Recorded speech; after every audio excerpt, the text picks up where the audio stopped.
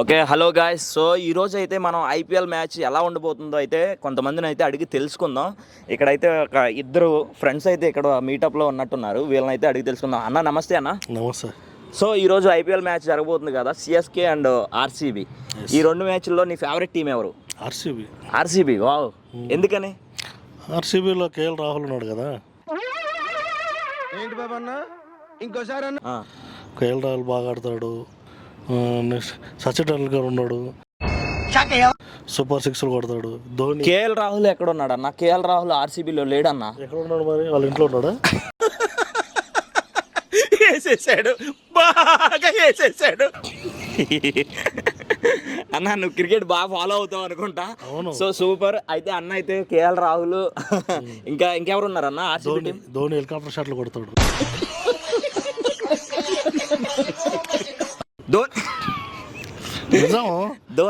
ధోని అన్న RCB team కదన్న. ధోని ఉన్నది ఇటువైపు సిఎస్కే టీం అనమాట. అయితే నేను చూసింది మళ్ళీ ధోనినే చూసిన మొన్న. ఎవరురా నువ్వు ఇంత టాలెంటెడ్ ఉన్నావు? ఓ, సో ఇటుపక్క క్రికెట్ చూస్తావు బ్రో? చూస్తా, డైలీ చూస్తా. ఐపీఎల్ నీ ఫేవరెట్ టీం ఏంటి? ముంబైలో ఒక ఇద్దరు పేర్లు చెప్పవా? రిషబ్ పంత్, రింకు సింగ్.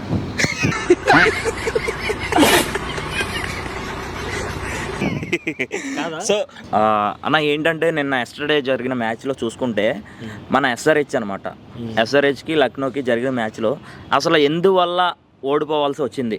ఒక రీజన్ చెప్పమంటే మీరు ఏం చెప్తారు? రీజన్ అంటే రిషబ్ పంత్ బ్లాక్ మ్యాజిక్ చేస్తుండు. అంటే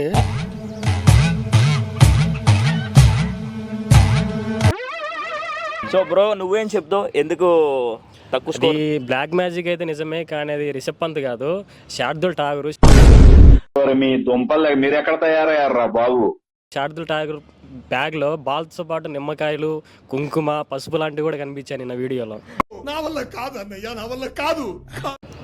శాతపడి చేసింది కాబట్టి నిన్న అనుకోకుండా అందరూ అవుట్ అయ్యారు. ఎల్హెచ్ గెలిచింది.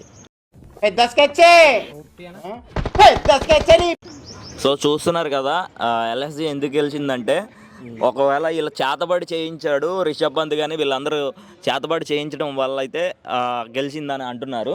సరే, అది ఎంతవరకు నిజమో మీరే కామెంట్ రూపంలో చెప్పాలన్నమాట. చేతబడి చేశారు.